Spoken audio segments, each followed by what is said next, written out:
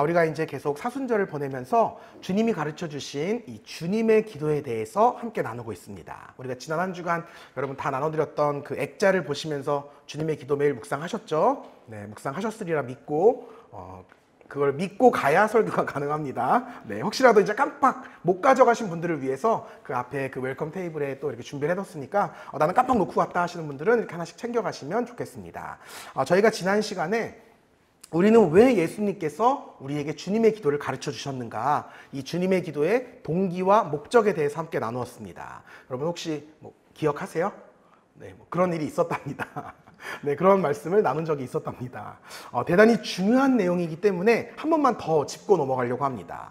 예수님께서 왜 우리에게 주님의 기도를 알려주셨는가? 첫 번째는 우리에게 기도의 본을 보여주시기 위해서 주님의 기도를 가르쳐 주셨습니다. 주님의 제자라면, 적어도 우리가 주님의 제자라면 반드시 알아야 할 기도의 내용이 있고 태도가 있고 마음가짐이 있기 때문에 그렇게 기도하라고 주님의 기도를 가르쳐 주셨고요. 두 번째는 마치 이방인들처럼 믿음 없이 기도를 드리고 있는 제자들을 향해서 믿음과 확신 속에 드리는 진정한 기도를 가르쳐 주시고자 또 한 번 주님의 기도를 알려주셨습니다. 마지막으로 세 번째는 우리의 그 기도의 지경을 넓혀주시기 위해서, 늘 나만을 위해서, 내 돈, 내 가족만을 위해서 기도하는 우리의 작은 그 기도의 지경을 보다 넓혀주심으로 인해서 결과적으로는 우리의 신앙의 지경을 넓혀주시려고, 그래서 우리에게 주님의 기도를 가르쳐 주셨습니다. 그러니까 결론적으로는 예수님께서 주님의 기도를 통해서 우리에게 뭘 원하시느냐, 우리가 보다 수준 높은 신앙인으로 한 걸음 더 성장하기를 바라시는 마음으로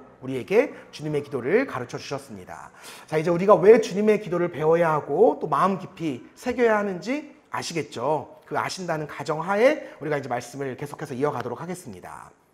오늘부터 본격적으로 주님께서 가르쳐 주신 주님의 기도에 어떤 내용이 담겨 있는지 하나하나 차근차근 배워볼 텐데요. 여러분 집중해서 이번 시리즈는 그 큰 장점이 있어요. 설교 시간이 굉장히 짧습니다. 여러분들이 집중하셔서 잘 들어주시면 좋겠어요. 우리가 첫 번째로 다루려고 하는 부분은요, 주님의 기도의 첫 번째 단락입니다. 하늘에 계신 우리 아버지요. 하늘에 계신 우리 아버지요. 이 한마디를 통해서 우리는 우리가 누구에게 기도해야 하는가, 이것을 명확하게 깨닫게 됩니다. 우리 기도의 대상은 오직 한 분이세요. 바로 하늘에 계신 아버지이십니다.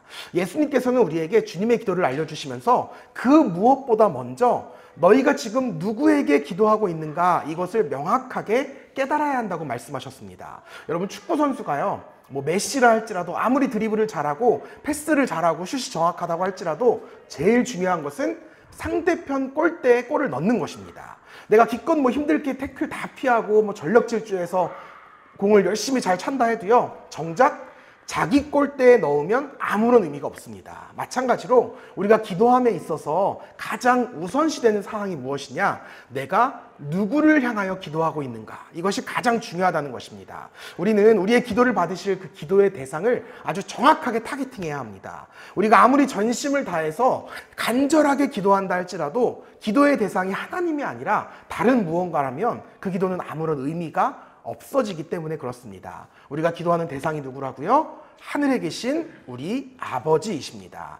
그런데 우리말 성경에 기록된 이 하늘에 계신 우리 아버지요 라고 하는 표현이요, 사실 그 헬라어 원문과는 순서가 조금 다르게 번역되어 있어요. 왜냐하면 한국어랑 헬라어랑 문법적으로 좀 차이가 있기 때문이거든요. 한국어의 특징이 무엇이냐, 늘 가장 중요한 것은 뒤에 나옵니다. 늘 뒤에 따라와요. 예를 들어서 꽃, 은혜로운 예배, 맛있는 밥, 이런 식으로 형용사가 늘 앞에서 꾸며져요. 중요한 건 끝에 나옵니다. 그래서 한국말은 늘 끝까지 들어봐야 한다, 이런 말이 우리가 있잖아요. 우리말 표현에서 정작 말하고자 하는 중요한 말은 늘 뒤에 나와요. 그렇다면 퀴즈입니다. 하늘에 계신 우리 아버지라고 하는 표현 중에서 어떤 말이 가장 중요한 말일까요? 아버지예요. 맞아요, 아버지. 그래서 헬라어 성경을 우리가 직역하면 이렇게 번역이 돼요. 아버지여, 우리의 아버지는 하늘에 계십니다.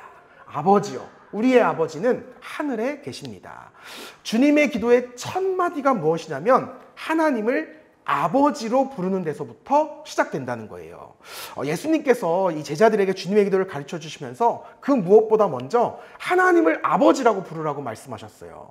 우리가 기도하는 대상인 하나님이 어떤 분이신가, 이것을 분명하게 깨닫게 해주시기 위함이었습니다. 여러분, 하나님이요, 나의 아버지이십니다.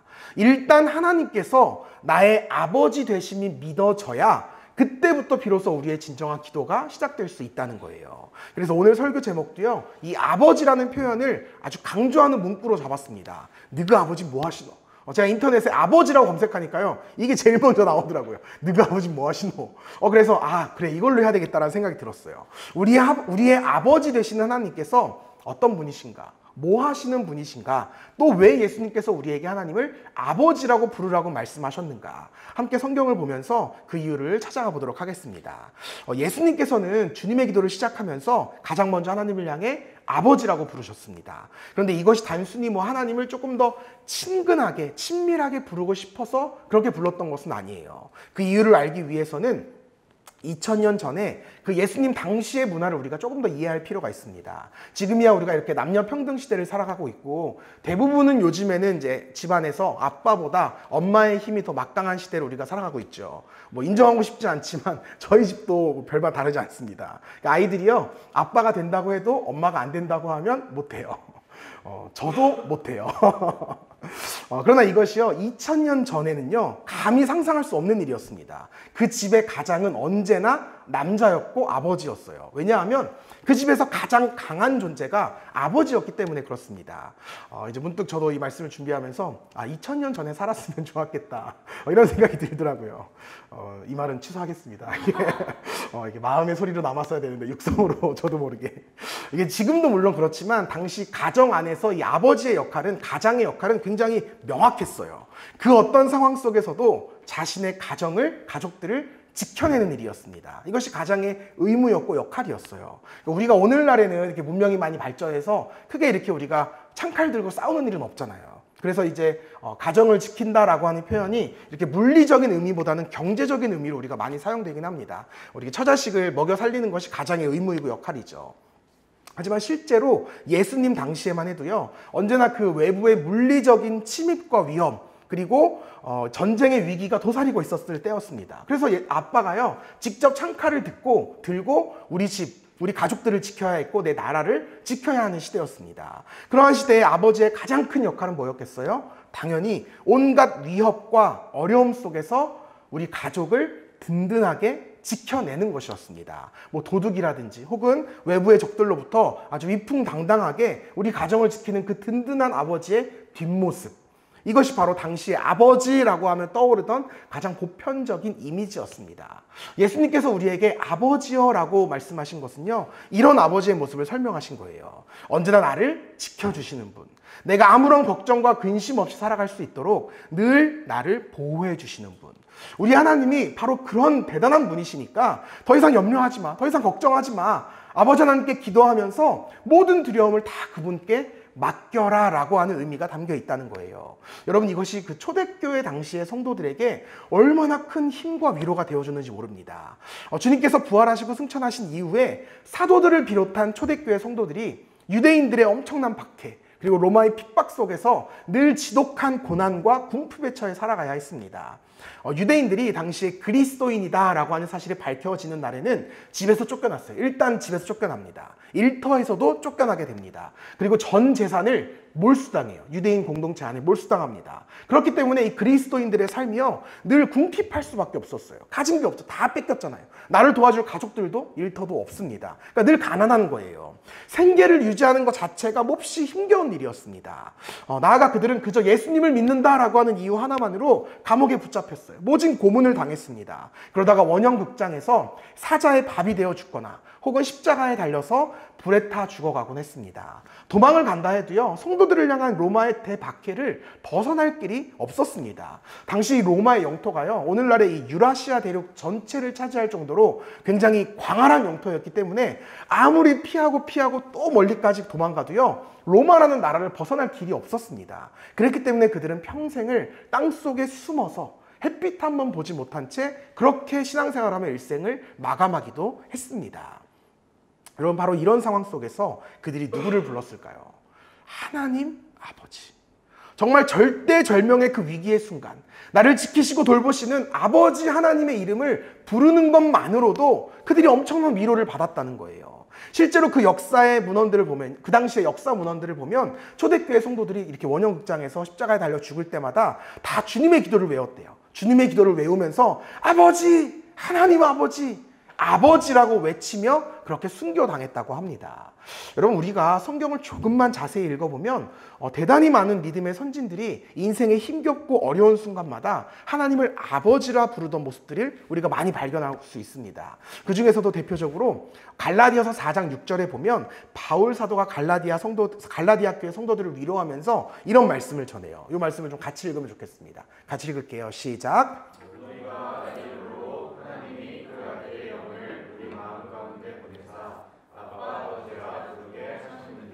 아멘.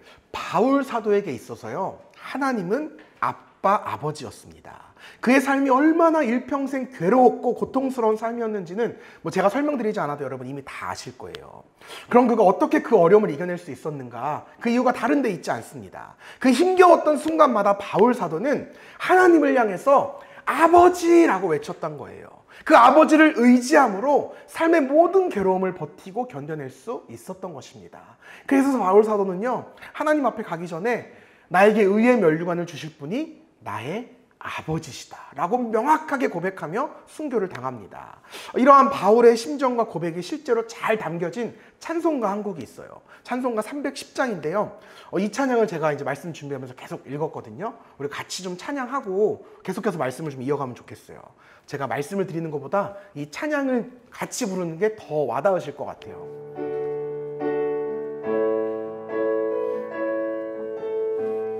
하나님의 은혜로,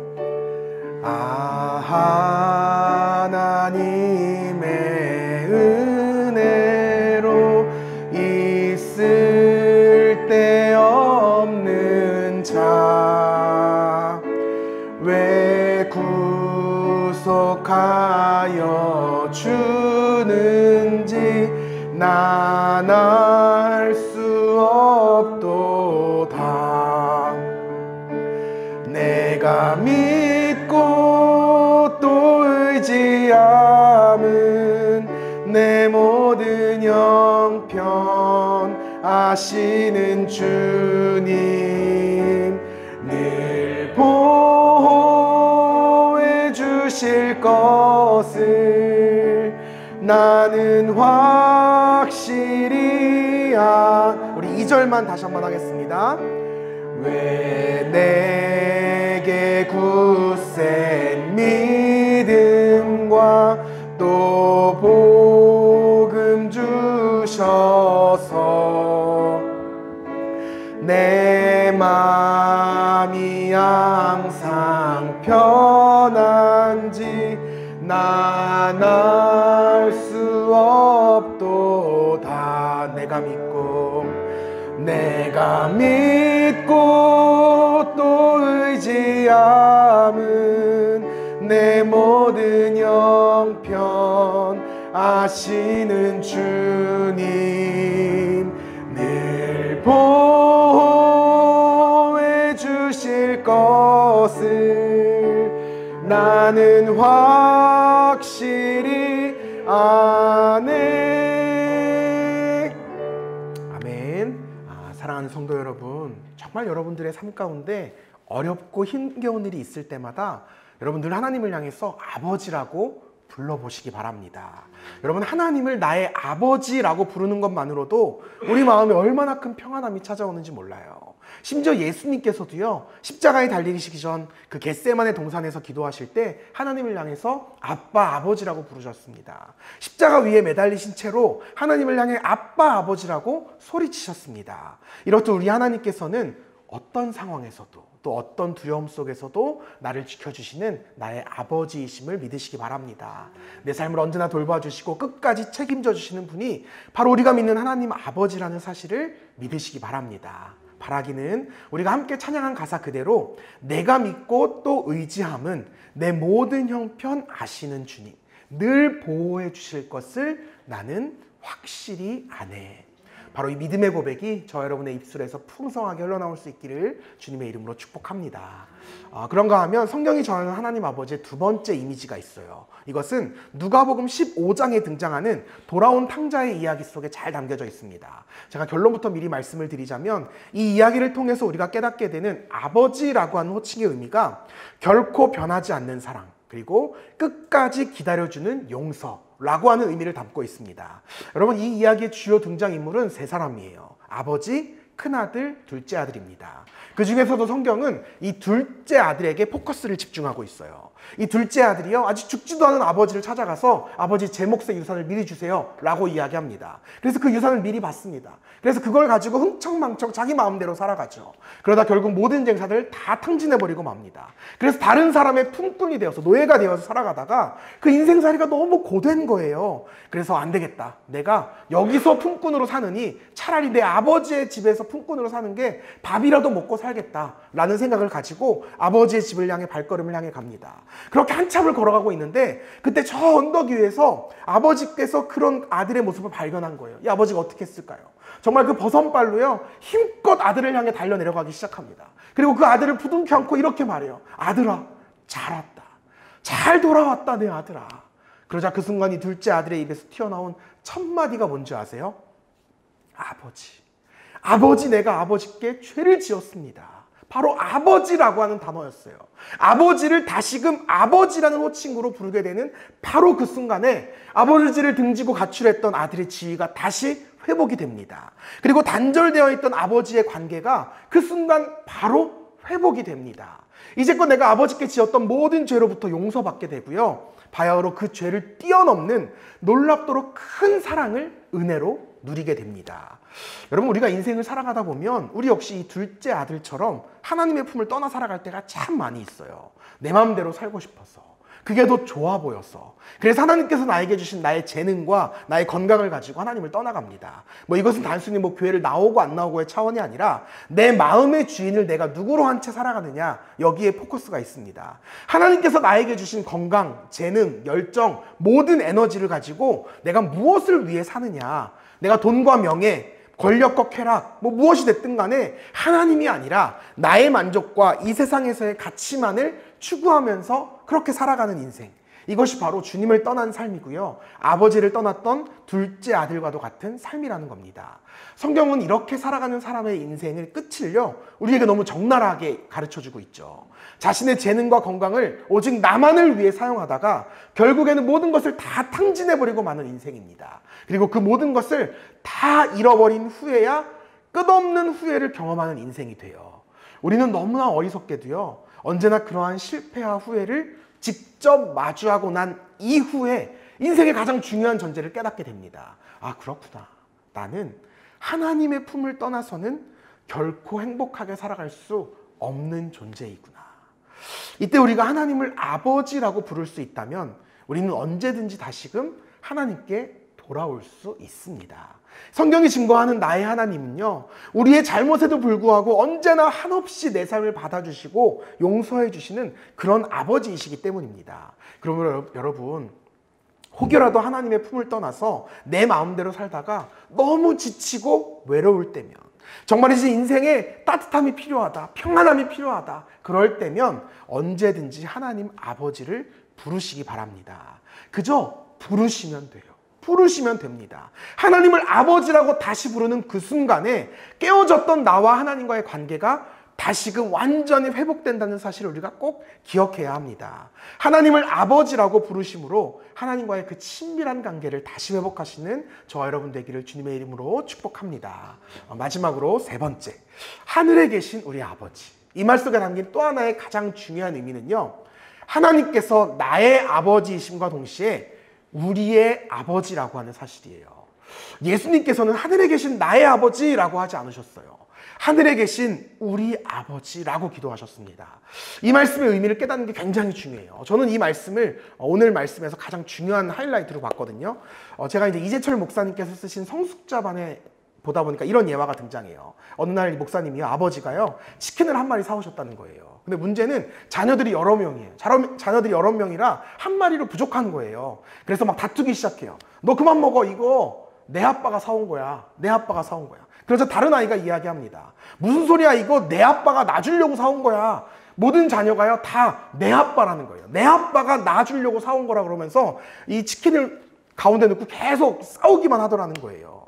여러분, 아버지를 내 아버지라고만 생각하면 틀림없이 형제들 가운데 이런 일이 발생하게 됩니다. 그러나 자녀들 모두가 아버지를 우리 모두의 아버지다라고 생각하게 되면 적어도 이런 저급한 싸움은, 다툼은 일어나지 않는다는 거죠. 아버지가 우리 모두에게 함께 주신 치킨이야 라는 사실을 인정하게 되면 서로 차지하려고 싸우는 것이 아니라 서로 조금씩 나누게 된다는 겁니다. 즉 아버지라는 존재가 자신의 아버지일 뿐만 아니라 우리의 아버지다라는 사실을 믿음으로 인정할 때 그 자녀들은 비로소 사이좋은 형제자매가 될 수 있다는 거예요. 여러분, 이처럼 우리가 주님 안에 한 가족이 되어 살아가기 위해서는 하나님께서 나의 아버지이실 뿐만 아니라 우리의 아버지시다라는 사실을 깨달아야 합니다. 하나님의 사랑이 나뿐만 아니라 주 안에서 형제자매인 다른 지체들에게도 똑같이 흐른다는 사실을 우리가 인정해야 돼요. 오늘날 교회가, 우리 기독교가 세상으로부터 비난을 받는 가장 큰 이유 중에 하나가 무엇일까요? 바로 크리스천들은 늘 지들밖에 모른다는 거예요. 자기밖에 모른다는 겁니다. 우리 크리스천들이 늘 이렇게 이야기하죠. 나는 하나님의 사랑을 받은 특별한 존재야. 물론 여기까지 너무 좋습니다. 그런데 여기서요 꼭 한 걸음 더 가요. 나는 하나님의 사랑을 받은 특별한 존재고 너는 죄인이야. 그래서 나는 너희 죄인들과는 다른 존재야. 여기까지 가니까 자꾸 세상으로부터 모욕을 당하는 겁니다. 여러분, 바로 이러한 마음 때문에 유대인들이 하나님의 심판을 받았음을 우리가 잊지 말아야 합니다. 예수님께서 유대인들을 향해서 이 독사의 자식들아, 회칠한 무덤들아 이렇게 분노하셨던 이유가 여기에 있어요.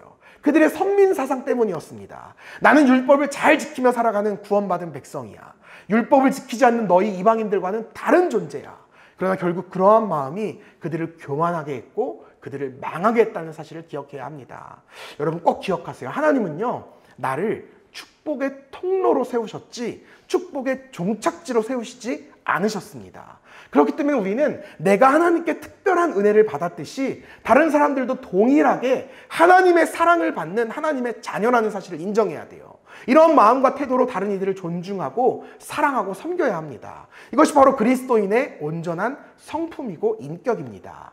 그러므로 우리가 정말 제대로 된 신앙생활을 하기 위해서는 우리 모두가 아버지의 동일한 사랑을 받는 한 형제 자매라는 것을 우리가 받아들여야 합니다. 깨달아야 합니다. 내가 하나님으로부터 나의 죄를 용서받은 것처럼 이 사람도 충분히 용서받을 수 있는 사람이야 라는 걸 인정해야 돼요. 이것이 성숙한 그리스도인의 태도입니다. 예수님께서 우리에게 우리의 아버지라고 가르쳐 주신 이유가 바로 여기에 담겨 있는 거예요. 그런가 하면 또 한 가지, 하나님께서 우리들을 한 형제자매로 이 교회로 모으신 것은 우리가 혼자 있을 때보다 서로 함께 돕고 사랑할 때 비로소 우리가 더욱 온전한 그리스도인으로 성장할 수 있기 때문에 그렇습니다. 여러분, 혼자서는요 절대 사랑을 배울 수 없어요. 사랑은 관계입니다. 늘 관계 안에서 사랑은 키워져 갑니다. 우리는 함께 있어야 사랑하는 법을 배울 수 있습니다. 바로 우리 교우들과의 관계를 통해서, 사랑을 통해서 우리는 하나님의 사랑이 이런 것이겠구나, 어렴풋하게 조금이나마 깨닫게 되어가는 거예요. 우리가 흔히 가나안 성도라고 부르는, 하나님은 믿지만 교회에는 나가지 않는 성도들이요 정말 기하급수적으로 늘어나고 있습니다. 심지어 이 목회 데이터 연구소의 조사 결과에 따르면 지금 현재 젊은 2040 세대의 경우가요 코로나를 지나면서 50%가 가나안 성도로 정착했다는 거예요. 그러니까 2명 중에 1명은 난 하나님은 믿어, 그치만 교회는 안 나가, 이렇게 신앙생활하고 있다는 겁니다. 제가 이제 실제로 그런 사람들을 만나서 상담을 하거나 혹은 이렇게 통화를 해보면요 그들이 도리어 저에게 물어요. 목사님, 왜 굳이 제가 교회를 나가야 되나요? 요즘 인터넷이 이렇게 발전했는데 검색만 하면 너무 좋은 예배, 너무 좋은 설교 다 들을 수 있어요. 집에서 너무 좋은 예배 영상으로 할 수 있는데, 왜 집에서 혼자 예배 드릴 수 있고 은혜 받을 수 있는데 그거면 충분하지 않아요? 왜 굳이 교회를 또 나가야 되나요? 교회 가서 상처받기 싫어요. 교회 가서 소모되기 싫어요. 이게 젊은 사람들의 일반적인 생각이라는 거예요. 그러나 여러분, 그럼에도 불구하고 절대 그렇지가 않습니다. 여러분, 예배는요 항상 함께 드리는 거예요. 예수님께서 뭐라고 말씀하셨냐면, 2-3 사람이 주님의 이름으로 모인 곳에 나도 그곳에 함께 있겠다라고 말씀하셨어요.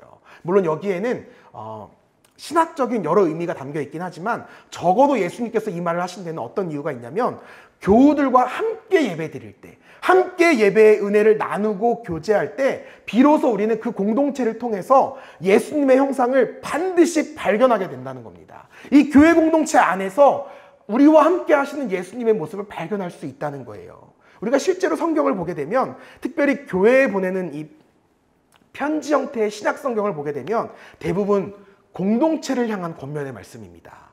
너는 이라고 말씀하지 않으세요. 대부분 너희는 이렇게 지칭할 때가 많습니다. 하나님께서 말씀을 주실 때 나 한 사람에게 주신 것이 아니라 교회 공동체 전체를 향해서 베푸셨다는 말이에요. 이 말은 신앙생활은 언제나 공동체 안에서 공동체와 함께 공동체를 통해 하는 것이 기본적인 전제라는 것입니다. 여러분, 나보다 믿음이 약한 지체가 있다면 도와주고 돌봐주려고 하는 그 마음, 외로워하는 지체에게 다가가서 사랑을 베풀려고 하는 마음, 내 마음에 들지 않고 심지어 지난주에 다퉜다고 할지라도 내가 먼저 손을 내밀고 용서를 베풀 수 있는 마음, 이걸 우리가 다른 말로 뭐라 표현하느냐? 신앙심이라고 표현하는 거예요. 신앙심이 다른 게 아니에요. 나보다 약한 지체를 도와주고 싶은 마음, 용서하고 싶은 마음, 사랑을 베풀고 싶은 마음, 이게 신앙심이라는 겁니다. 근데 이 모든 것이요, 이 신앙심이요, 공동체 안에서 함께 예배할 때, 함께 신앙생활할 때 비로소 생기는 마음이라는 거예요. 나를 향하신 하나님의 뜻과 마음을 제대로 알려면 우리는 혼자 신앙생활에서는 알 수가 없습니다. 반드시 교우들과 함께 예배하고 교회 생활을 해야 합니다. 이것이 예수님께서 우리에게 교회라고 하는 공동체를 주신 이유이고 하나님을 우리의 아버지라고 고백하게 하신 이유입니다. 그러므로 사랑하는 여러분, 정말 교회 공동체를 사랑하시기 바랍니다. 이 공동체가 하나님께서 여러분 한 사람 한 사람에게 허락하신 귀한 공동체라는 사실을 믿음으로 받으셔야 돼요. 여러분, 사랑을 받으시되 사랑을 하셔야 합니다. 내가 받으려고만 하면 안 되고요, 섬기려고 해야 돼요. 이제 다음 주부터 우리가 이제 본격적으로 크루 모임을 시작하게 됩니다. 여러분, 정말 진실한 마음으로 함께 예배하고 함께 교제하고 함께 사랑하시기 바랍니다. 그리고 또 이제 다시 꽃피는 봄이 오면 이제 시작하게 될 거예요. 보다 깊은 교제를 위한 주중 모임도 시작하게 될 겁니다. 그때도 이 교우들을 위해서, 친구들을 위해서 마음껏 사랑해 보시기 바랍니다. 그 모임 속에서, 그 사랑 속에서 우리 주님의 형상을 발견하게 될 줄 믿습니다. 꼭 그렇게 되시기를 주님의 이름으로 축복합니다. 이제 마지막으로요, 하늘에 계신 우리 아버지에 대한 말씀만 나누고 마치려고 합니다. 여기서 말하는 하늘이요, 실제 물론 그 공간적인 하늘을 뜻하기도 하지만 동시에 온 세상을 의미하는 말이기도 합니다. 여러분, 우리가 살아가는 어떤 곳도 하늘이 없는 곳은 없습니다. 땅은, 그러니까 바다에 가면 우리 눈에서 사라지기도 합니다. 또 땅이요, 시간이 지나면 막 변하기도 합니다. 비가 많이 오면 땅이 호수가 되기도 하고요, 비가 적게 오면 천이 땅이 되기도 합니다. 바다도 그래요. 환경에 따라서 넓어지기도 하고 좁아지기도 합니다. 또 인위적으로 사람들이 간척해서 바다를 없앨 수도 있어요. 근데 시간이 아무리 흘러도 하늘만은 변하지 않습니다. 옛날이나 지금이나 똑같은 하늘이에요. 뭐 색깔은 조금 변할 수 있었겠지만 똑같은 하늘입니다. 누구도 하늘을 늘릴 수 없고요, 누구도 하늘을 좁힐 수 없습니다. 이것이 바로 예수님께서 하늘이라고 하는 단어를 사용하신 의미예요. 즉, 하늘에 계신 우리 아버지라고 하는 말은 모든 시간, 모든 장소에 함께 계신 변하지 않는 하나님을 상징하고 있는 단어입니다. 여러분, 초대교회 성도들이요, 원형극장에서 사자에 물리고 화형에 처해져 죽을 때 하나님 아버지를 자신 있게 부를 수 있었던 이유가 바로 여기에 있어요. 지금 이 순간에도, 바로 여기에도 하나님 아버지께서 나와 함께 하신다는 믿음, 그리고 그분이 나를 천국으로 인도해 가실 것이라는 믿음이 있었기 때문이에요. 만약 하나님이 지금 여기에 나와 함께 하신다는 사실이 믿어지지 않으면 그들은 감히 그런 기도를 드릴 수가 없었을 겁니다. 예수님께서 우리에게 주님의 기도를 가르쳐 주셨기 때문에 우리가 이런 기도를 드릴 수 있게 된 겁니다. 반면 하나님이 우리와 늘 함께 하심을 믿는 사람은요, 언제나 우리의 삶을 정직하게 점검해보게 됩니다. 나 혼자 있는 줄 알고 우리는 많은 죄를 지며 살아가죠. 그런데 그 모든 순간 하나님이 늘 함께 하시면서 다 보고 계셨다라고 생각하면 이것이 얼마나 두려운 일입니까? 그러므로 하나님이 언제나 나와 함께 하신다는 것을 믿는 사람은 그 삶이요, 굉장히 신중해질 수밖에 없습니다. 여러분, 이것이 바로 주님의 기도를 통한 성숙한 그리스도인이 되어가는 과정이에요.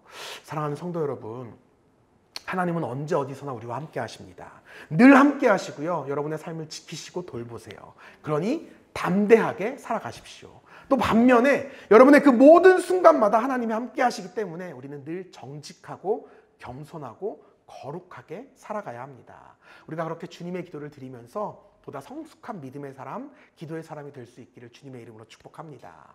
이제 말씀을 맺습니다. 오늘 우리는 하나님 아버지 하나님에 대한 말씀을 함께 나누어 보았어요. 오늘 여러분에게 하나님은 어떤 분이십니까? 여러분 하나님을 진정으로 아빠, 아버지로 믿으면서 그렇게 신앙생활하고 계십니까? 여러분 기도의 시작, 믿음의 시작은 하나님께서 나의 아버지 되심을 믿는 것에서부터 시작이 됩니다. 바라기는 여러분의 믿음이 하나님 아버지를 부를 수 있는 그 순전한 믿음, 그 예수님을 닮은 믿음이 되시기를 바랍니다. 저 여러분 모두가 주님의 그 신실한 자녀가 되어서 보다 평안하고 보다 행복하고 또 보다 정직하고 거룩한 삶을 살아가게 되기를 다시 한번 주님의 이름으로 축복합니다.